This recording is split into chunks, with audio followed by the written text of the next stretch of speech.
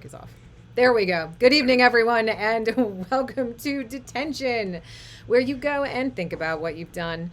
As you have probably heard, the Ironman is bringing a brand new race right into our own backyard on July 25th, 2021. Basically, everyone we know will be lining up to jump in the Willamette and race around Salem. We're all excited for a hometown race, which is why we are thrilled to welcome Ironman 70.3 Oregon race director Joel Gaff. Joel was born and raised in Traverse City, Michigan. He went to Michigan State University, where he majored in Spanish at both the undergraduate and graduate levels. He already told us that he bleeds green, a lifelong Spartan. While he was at MSU during his graduate studies, he joined the MSU Triathlon Club, a pursuit that he kept up while he taught Spanish for the next 11 years. He put on his first race in 2008, 2009, eventually building a company called Endurance Evolution that put on races in the Traverse City area and all over Michigan. Joel moved to the Portland area, hooray, in 2015, and has been living here ever since while continuing to promote events back in Michigan. Along with being the director of the inaugural 70.3 Oregon, he is also the race director at 70.3 Michigan. Joel Gaff, welcome to Detention. Thanks, guys, for having me on. It's a pleasure to finally be on the show. We are super stoked to have you. So we always start this off with the first question. We can tell you that we tend to get the same answer because there are so many like clean-cut triathletes in this sport. But is this your first time in detention, Joel? Well, I have to say, I think I was probably in the detention back in 6th grade as well, if that counts. But it's been a long time since I've been in detention. Do you remember what you were in detention for? I think I was playing around on the teeter-totter in a way that I shouldn't have. Okay, yeah, that'll do it. Did something get hurt? Yeah, that's probably what happened. Someone did get hurt. Yeah, they did. Since you were a teacher, this is the first time we get to ask this question. Have you more recently proctored detention? Oh gosh, I don't think I've ever proctored detention technically. So no, I have not. Okay. Great question, though. Well, we are, Molly and I spent a lot of time in detention when we were in middle school. So we're always happy when we bump into somebody else who also spent some time in detention then. Thank you for bringing that. That's very helpful. So obviously this past year has been tough for everybody. It's been tough in the race direction world. It's been tough on schools. It has also made room for a lot of things, though. For us, it gave us a chance to launch the show that we're putting on. What has the last year made room for in your life, either professionally or personally, that you don't think you would have done if the pandemic never happened? Yeah, that's a really great question. And it's one that I think was really cool about this whole pandemic. If there is a cool thing about this thing where you've been going through, is that just how everybody or so many people had to pivot and come up with a new way to make money, a new way to do so many things. And obviously, like many people, I had a lot more time with my kids at home with my wife. Both of our kids are still spending a lot of time at home, which means my work time has been reduced a little bit, or I just have to get more creative with it. But in the last year or so, it was a lot more family time, which really gave me more of a chance my girls are 2 and 3.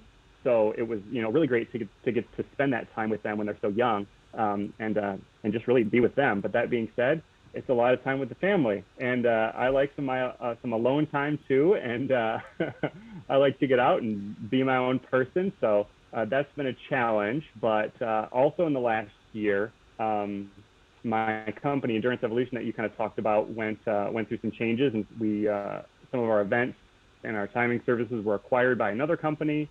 So that was a big shift.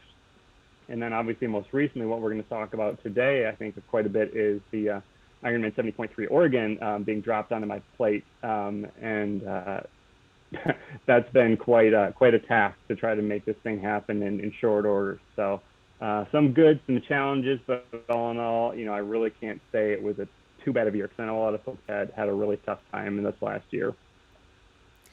So Totally. before we dive into Ironman 70.3 Oregon, which we all are very interested in, why don't you tell us a little bit about the other events that you promote?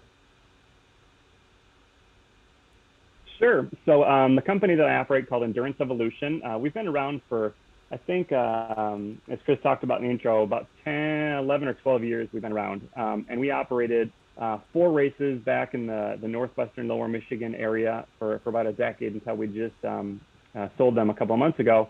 A couple of trail running races, sprint Olympic distance triathlon, half marathons, a full marathon, the Sleeping Bear Marathon, which is probably our biggest event. So those were the events. They were all much lower key, much smaller than the Ironman, level type event. So I've been doing that, timing services for probably 40 or 50 different races in the northwestern lower Michigan region as well. And then for the last 5 or 6 years, trying to do that all from 2,000 miles away here in Portland, being like a ping pong ball, going back and forth, becoming a United Airlines elite flyer, trying to manage it all and take care of it all. So all that, and then I think it was probably 3 or 4 years ago at this point, I got involved with Ironman and started working with them. So that's been another a big part of what my daily work is these days. How did you even get involved in this in the first place? Like, what led you to be like, I want to put on a race. I want to do this like pretty thankless thing that's really, really hard and is going to take so much time. Like, what led you to put on that very first event? And can you tell us a little bit about that very first race? Well, I think a lot of it, looking back, was definitely naivete. Had no idea how thankless it might be and how challenging it might be, and all those things that are, the kind of difficult parts of being a race director or in the race promotion industry. But my good friend from graduate school, Eric Tingwall, and I, back in 2008, I think it was, or 2009, we wanted to put on a race near Traverse City, Michigan, my hometown, that was a really high quality race. We didn't feel that there weren't many triathlons in general up there, but there definitely weren't any that were like top notch, high quality things. So we said, let's do this. We had put on a few little events with the Tri Club at Michigan State, and we said, let's put on a first rate event in Traverse City. And that's how we got started with the Traverse City Triathlon, which is still going. This year will be its, I think, 13th year or something like that. So that's how we got started, and then things kind of went from there. And as the race grew in popularity and we grew as a company, I started to realize all the things that went into putting on races, being a small business owner. My gosh, like one of the toughest things about being a race director, an independent race director, is I'm the marketer, I'm the customer service representative, I am the designer, I am the Facebook market, I'm all of those things. Oh, and I have to produce the race too. So that was, kind of a big learning process over the last decade, 13 years, whatever it might be at this point in time. And how did that end up transitioning into the role that you currently have with Ironman? So back in I think it was 2018, the local convention and visitors bureau in Traverse City, Michigan, again, where my hometown is and where my race company Endurance Evolution really does most of its work. The CVB in Traverse City started talking with Ironman about the possibility of them coming out to Traverse City to take a look at the region for a possible race there. And so the representatives at Traverse City Tourism, the local CVB there in Traverse City, reached out to me and said, hey, you're the guy who seems to know what he's doing in terms of putting on races around here. Would you be interested in helping us put a course together and kind of make a pitch to Ironman, and kind of help us lead in that capacity? And I did. I offered to help with that, and that's kind of how I got involved initially. And then when it was certain that there was going to be a race in Traverse City back in 2019, Ironman brought me on as the race director for that event, and then I've kind of gone from there. So that's how it all started. And, so we were talking a little bit before we got started that many people in the sport, Ironman is a real driving force. And if you're an athlete, you want to do Ironman, get to Kona, do 70.3, get to 70.3 Worlds. If you're a coach, the Ironman University product is really attractive. And so what advice would you give to like a young race director who their goal is to sit where you are sitting eventually? That's a great question. And I think it's the answer might not be the answer that maybe some young race directors want to hear. There's definitely no no magic. Just like in being the athlete, you can't become a Rennie or anybody like that overnight. Like, she's worked really hard for a really long time, and she's got a good amount of talent. But it takes a lot of hard work, and just becoming, getting into the sport as a race director. You got to just start small. Put on a race. Put on a 5K race in your local community. Help out with one. Heck, you don't even have to put one on. Go and volunteer. There are so many great races, around the country, especially here in the Portland region. Go volunteer.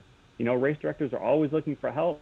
So say, hey, race director, you guys need any help with your upcoming events this year? I'd love to get to know, how this whole industry works.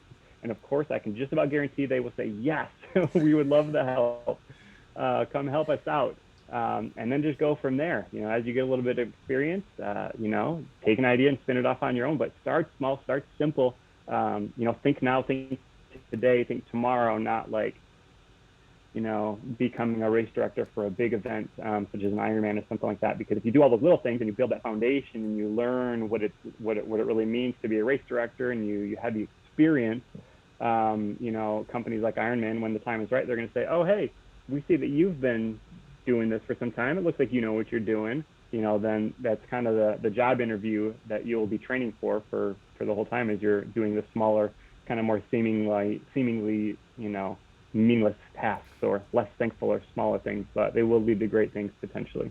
Great. So my next question is kind of two-part. Are you an athlete yourself? And if so, how has that changed your perception of the events that you sign up for as a race director? What do you look for? What are you impressed with? What's your like, ooh, that's the sign that, like, this is an event that I want to be a part of? So yes, I am an athlete. I've been a runner my whole life. Been doing iron distance triathlons, Ironman triathlons since I think I did my first one in 2000, and I think it was back in 2008 as well. I've done 5 or 6 full distance Ironman races. I haven't done a ton of racing in the last decade. It's really been like one full distance Ironman every other year. It's kind of the rhythm I've fallen into. So I have not raced since Whistler, Ironman Canada, back in 2018. August of 2018 was my last race. I was going to do one in 2020, but of course we know what happened there.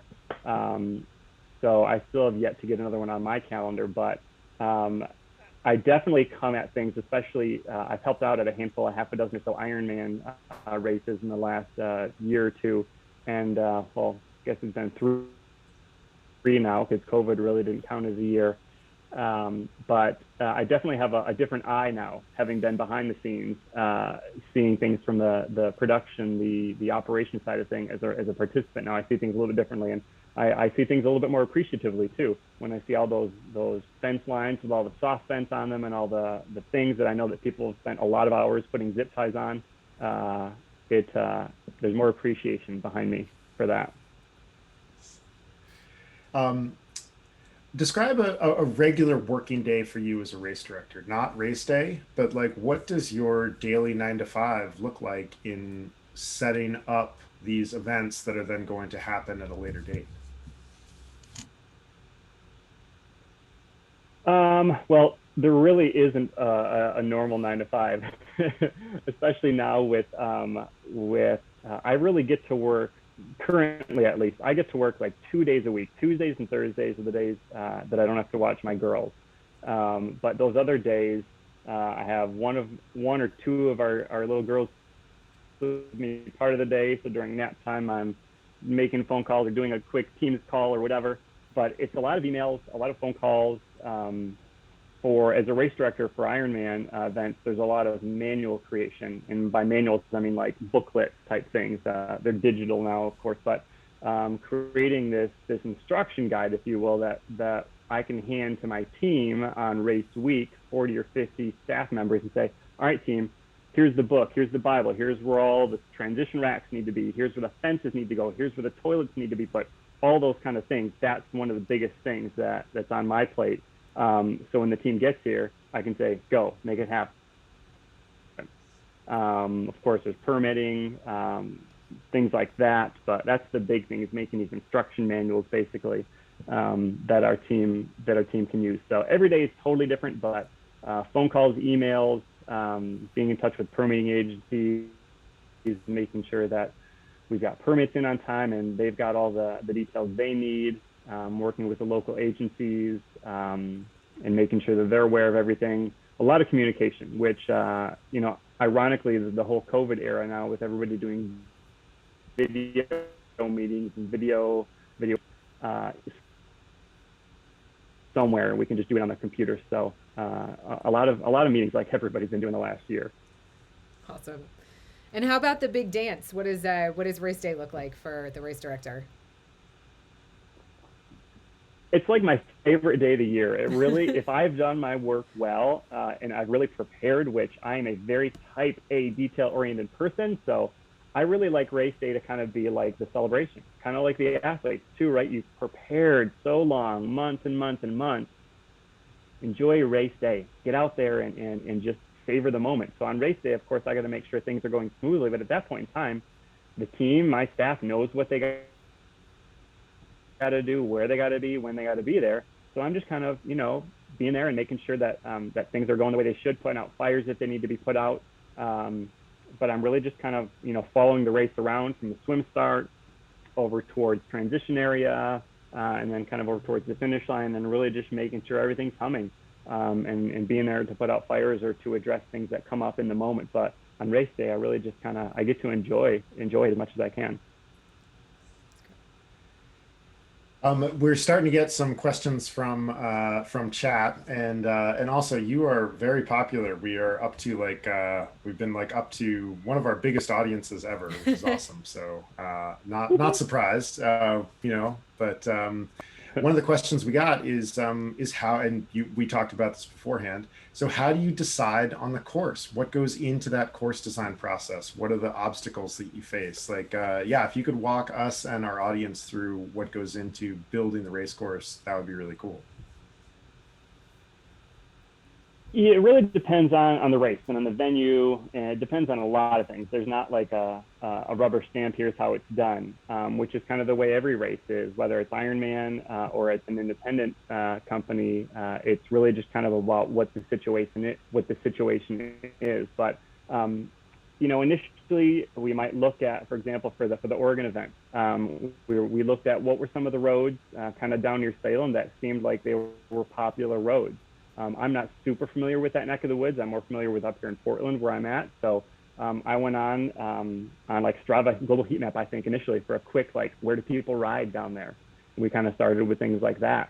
And then we started looking at things like, all right, well, how is this connected downtown? We need to get a couple thousand people from downtown and back. How are we going to interfere with traffic or vehicle traffic? Things like that. So it's a lot of logistics, and it's not so much just like, where's the cool place to ride bikes? Let's do that. As much as I wish that's the way it was, like, you know, we might not be hitting those great places because there's a challenge. There's a bridge that's critical to get people from one part of the region to another, or, you know, there's a lot of things like that. And for this event in particular, for the 70.3 Oregon event, we're trying to make this happen in a very short amount of time. So we really wanted to get a course that everybody could agree with, all the local agencies, the police, the road commissions, and everybody as quickly as possible. So for this year's course, the course that our athletes are going to see, which we might talk about in a little bit here, has a little bit of that to it. We really wanted to make this race happen, first of all, and then you know, have this chance. And maybe we tweak the course down the road, and maybe it stays because it was a great course. But it's really a lot of politicking and figuring out what's good for all the stakeholders along that course, rather than just like, this is where it's a pretty cool place to ride. And is the hope that this is going to be an event that's kind of part of the Ironman lineup, or is this something that's like 2021 only, or is it too early to tell?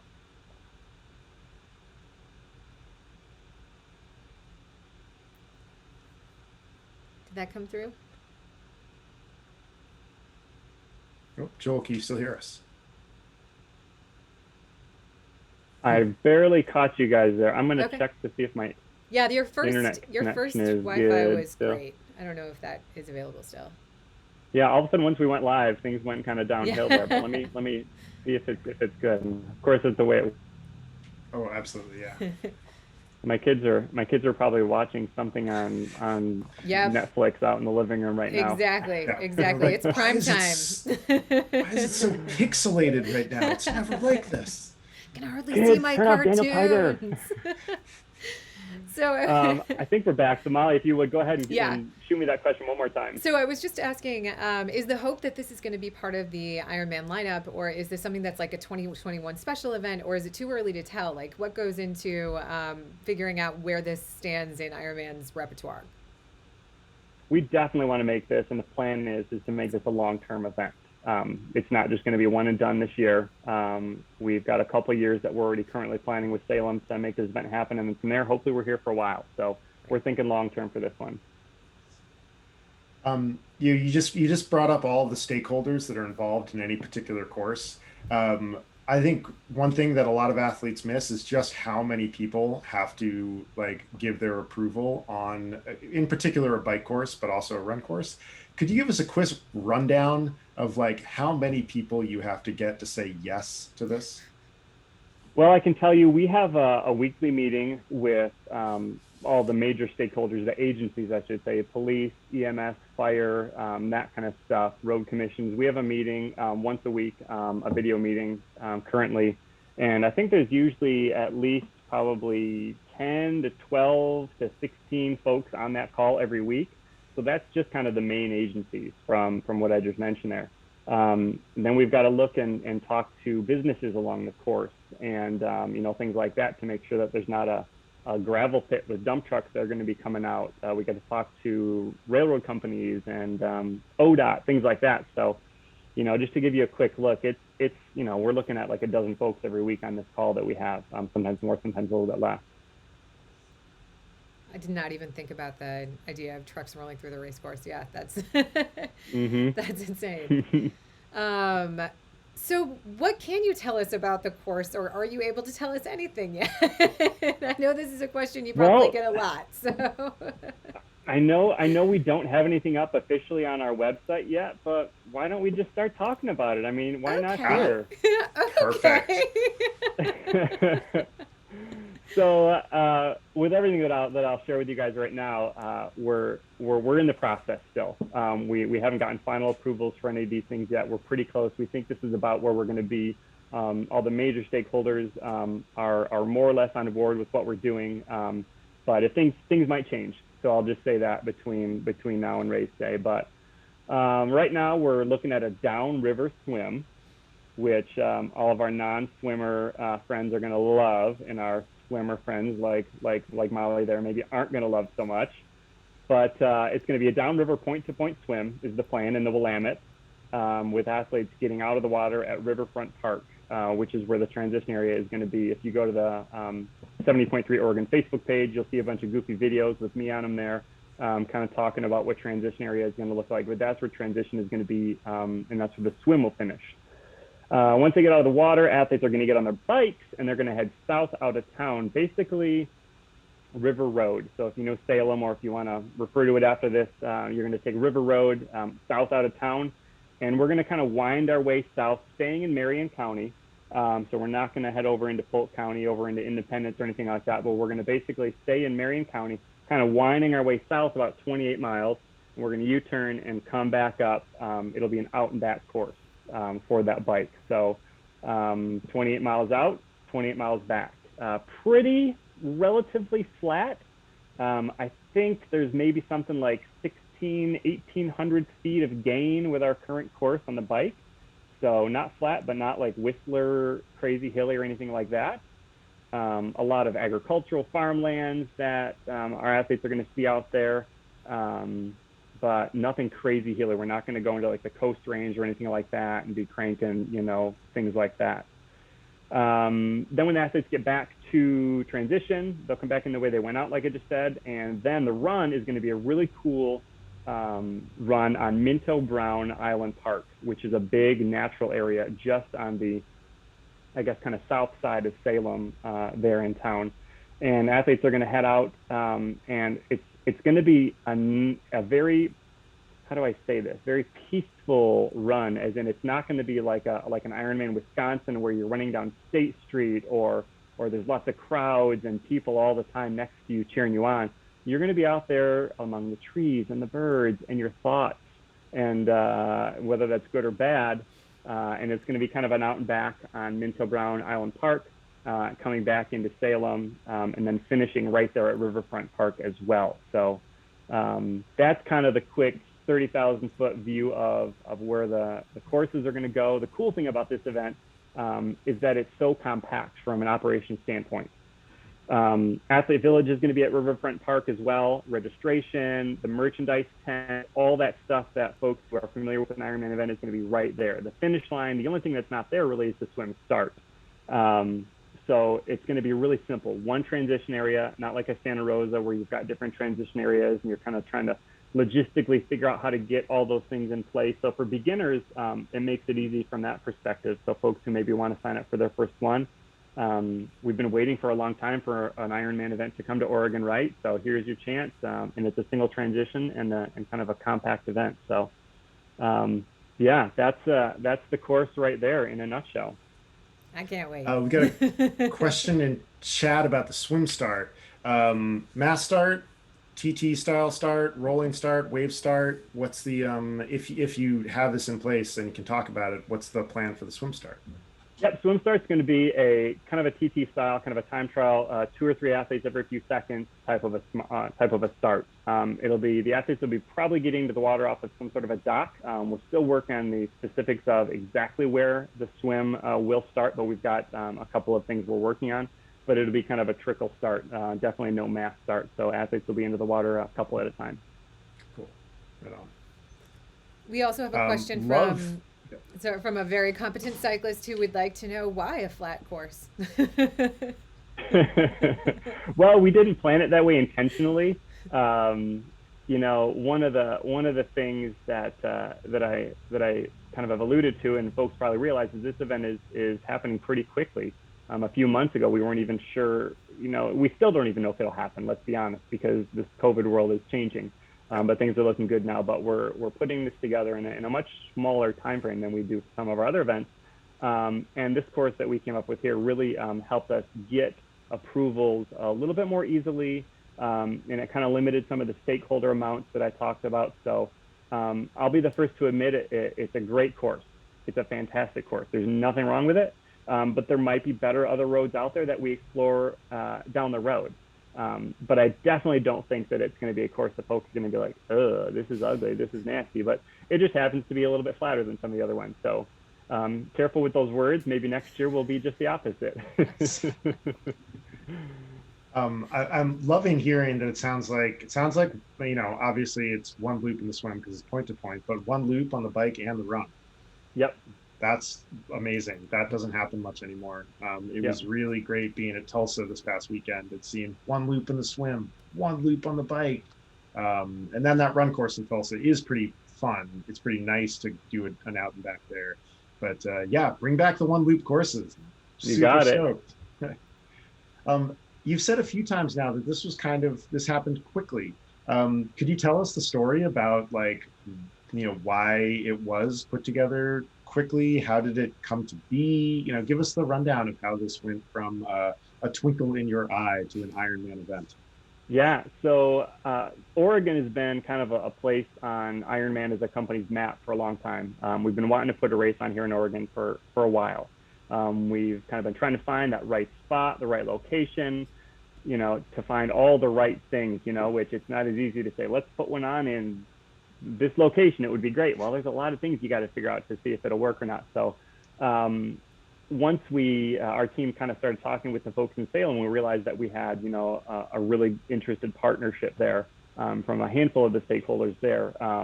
Travel Salem, Sport Oregon, the Willamette Valley Visitors Association, Travel Oregon have all been really helpful in getting this event kind of off the ground initially. And those 4 partners there, along with the local folks at the city of Salem, have just been awesome. So once we started talking with them, it was kind of like, all right, well, let's see if we can make this happen. And this was the year to kind of get creative and pivot, right? 2020 was, and kind of looking at where things were as a company. I didn't make this decision, so I'm talking kind of like I was the one who made it, but it was really above me where those decisions were really made. But essentially, it seemed like the right time to try to open up a new event.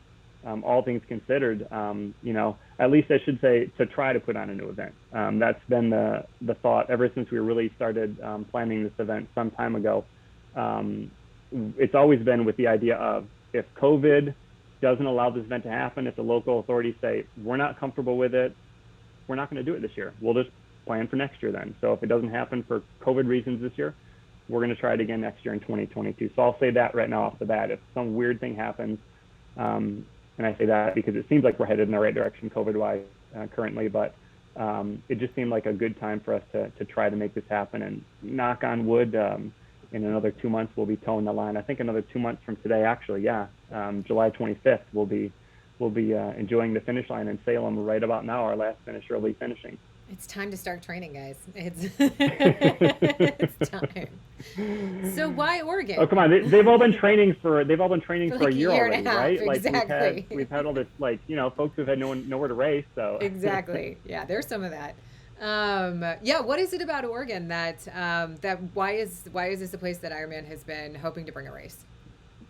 Do I need to answer that question? Yeah, I just want to hear it. I just like to hear it. I mean, come on. We've got wine country, we've got the coast, we've got Portland, we've got Salem, we've got all these natural, beautiful things. I mean, that's one of the great things about Ironman events and triathlons in general, is you get to get out and enjoy Mother Nature. And I mean, look around you here. It's just, we live in such a great region. So because of that, that's, kind of the twinkle in our eye as a company. I think that we always said, this is a really cool spot. We need to find somewhere to put on a race. So, I mean, obvious answer there. Come on. Yeah. But I know you just wanted We're to the hear prettiest pony in the stable. It's true. Yeah. But it's not, it's not an easy state from when you start like scratching down a little bit, right? Because like Portland is hard. Portland would be, Rev 3 tried. Put on a good event. We've had downtown triathlons here and they're great, but talk about a lot of people to talk to. And then Bend, everybody always waxes about Bend, and you're like, well, like where? Like where's the swim that's going to support 2,000 people in a sensible way? And so we're super stoked that you have made it happen, because we know this wasn't easy. Yeah, you nailed it. I mean, it's one of those things. There's so many cool places that, that it could be. I think I would personally, off the record as Ironman, I would love to have one in Portland. But, it's logistically challenging here. It's logistically challenging anywhere, but much more so here in Portland. So we found kind of, at least it seems like we found a really good spot in Salem. The process so far has been, it's been really, really smooth, and we felt really welcome from the agencies and the local folks we've been working with there, that it's just been, it's never easy, but it's been easy. So with all of the difficulties that are kind of inherent to the position that you're in, and I hope this is a year where everyone has learned to have some empathy for race directors. Can you tell us a little bit about what it is about your job that you find rewarding? Like, what keeps you doing what you're doing?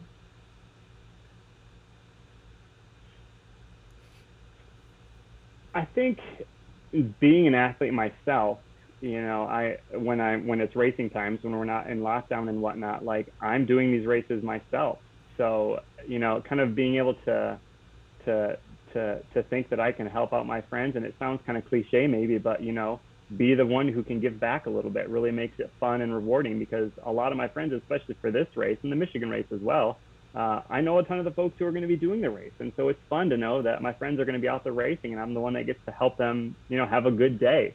And just the energy of race day, which if anybody out there has ever been to an Ironman event, be it a 70.3 or a full distance Ironman, what positive energy there is at these events and just how fun it is.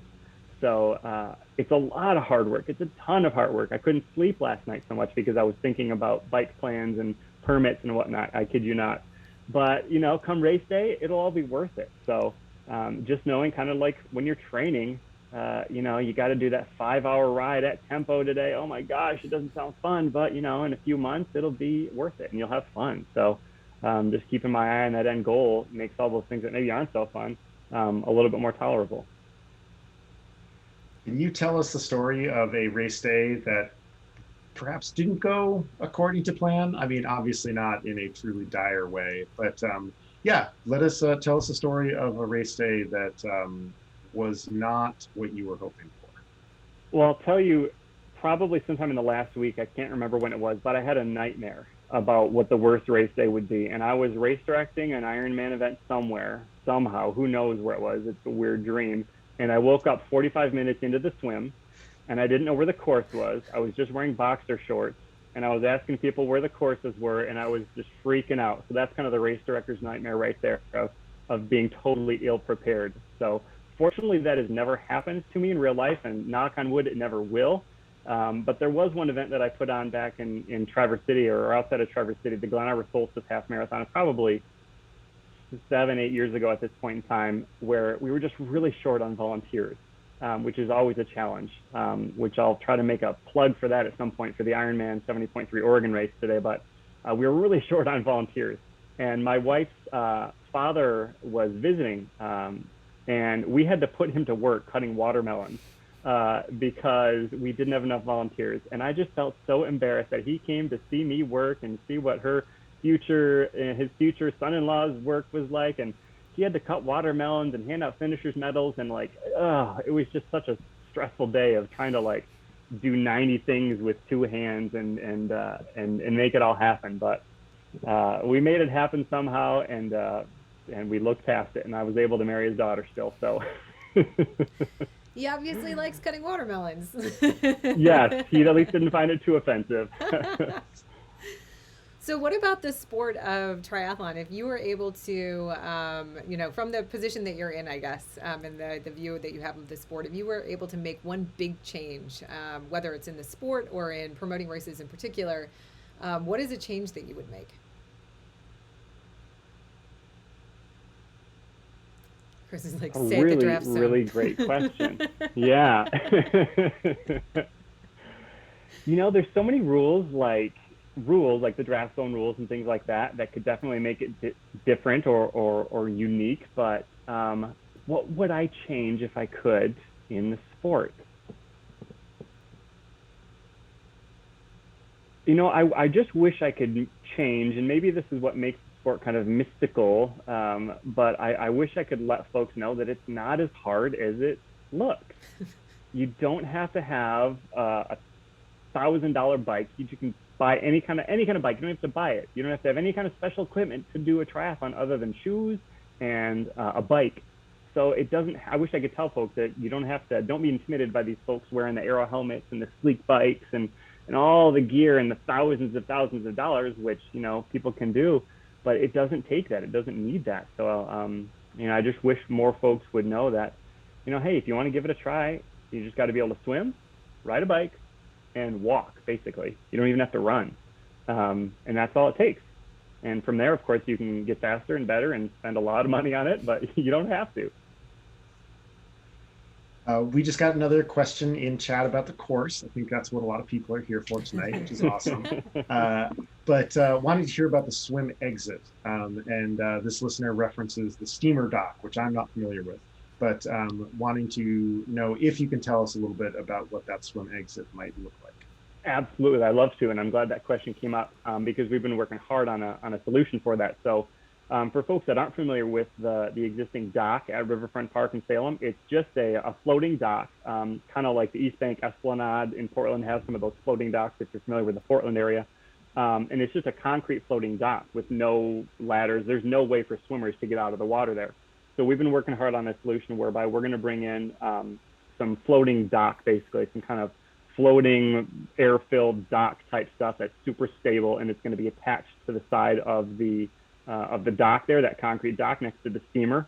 And it's going to have some ramps that go into the water where athletes are just going to swim right up onto this ramp, kind of in doggy paddle up onto this thing and push themselves up and stand up and go up on their way that way. So it'll be a really, really cool and easy swim exit. We've talked to a couple other swim organizations here in the States and one in the UK that have used this dock or this system, and that's what it's going to kind of look like there. So it's going to be a swim up onto a ramp and get out of the water that way. And then there's a big, long, existing kind of aluminum ramp that folks will run up to get up to the transition area at the park there. It sounds like a floating bounce castle. Yeah, we were just talking in our meeting today. Hopefully it won't be bouncing, and I don't think it'll be bouncing, but it's kind of got that inflatableness to it. So yeah. Yeah, some of the a lot of the ITU exits use something like that, sort of like a semi-rigid kind of like ramp out. Exactly. Yeah. We asked you why, what it is that you do this job for. What's something you dislike about being a race director? Something I dislike about being a race director. Well, it's a like, and it's a thing that's probably got two sides to it, but you have to be your own boss most of the time, which is a good thing because I can do what I want on a given day, kind of with some flexibility, time and where I do it and all that kind of stuff. But, you know, I also got to keep myself motivated, and my bosses, if you will, are just like, here's the job you got to do. They're there to help me, but it's expected that you have to be pretty self-motivated to get the job done. And some days that can be, you know, not that easy to do. I keep coming back to this whole, you know, being an athlete comparison, but it's just like being an athlete. There's some days when you just don't want to go out for that run or that ride or that swim, but you do it and you get it done, and, you know, in the end it's worth it. So just staying motivated some days is kind of just like, ugh. But in the end, I know it'll be worth it. So I'm going to lump a couple of questions together from chat into one overarching one. There have been a few questions about things like social distancing at the swim start, whether or not there's going to be a bus at the swim start, which I can say I just did Chattanooga this weekend, and we did make the 1.5 mile walk to the swim start, and it was totally fine. So I'm just going to put that out there. But how much of that kind of decision making is left up to the local race directors, and how much kind of comes down from Ironman's like global approach to return to racing?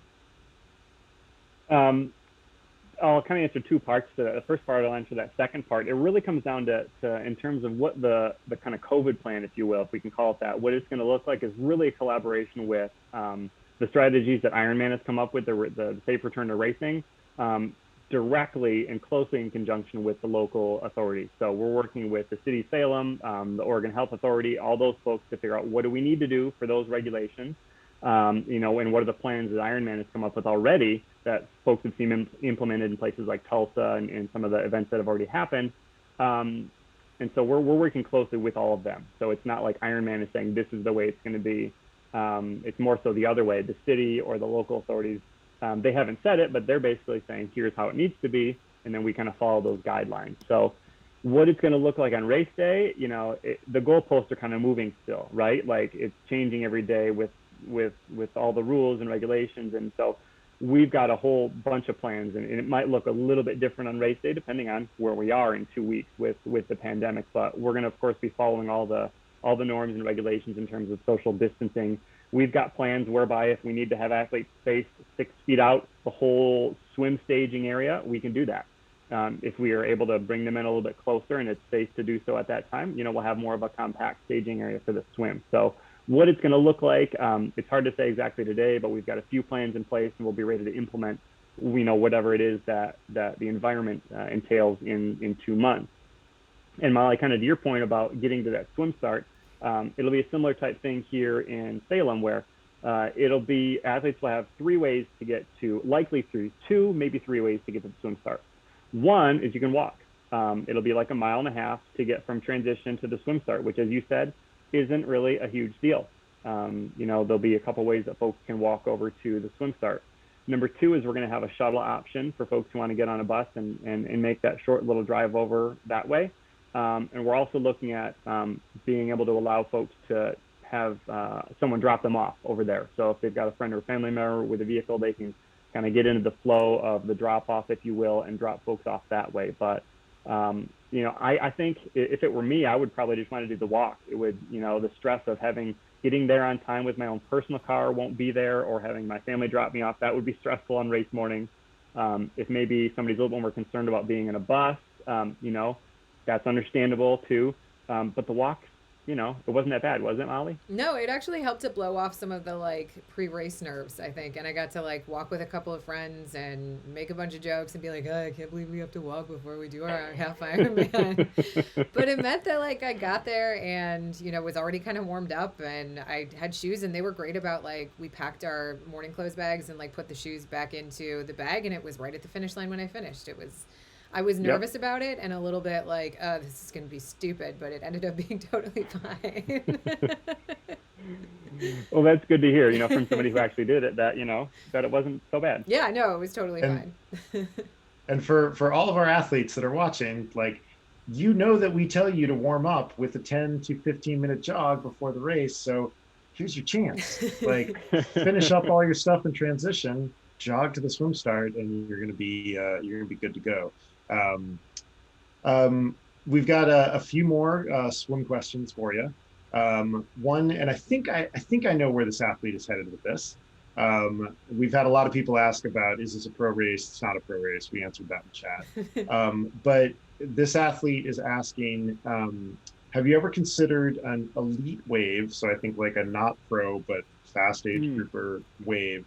And then followed up with, or have you considered swim time confirmation? And I think what's sitting behind this question is, of course, athletes are starting to seed themselves farther and farther forward, sometimes out of where they should be seeding themselves.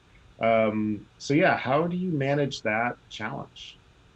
Yeah, that's in terms of the self-seeding, that's a challenge. That, to be completely honest with you, doing any kind of getting prior results or really kind of confirming where people might sit would be an overwhelming task.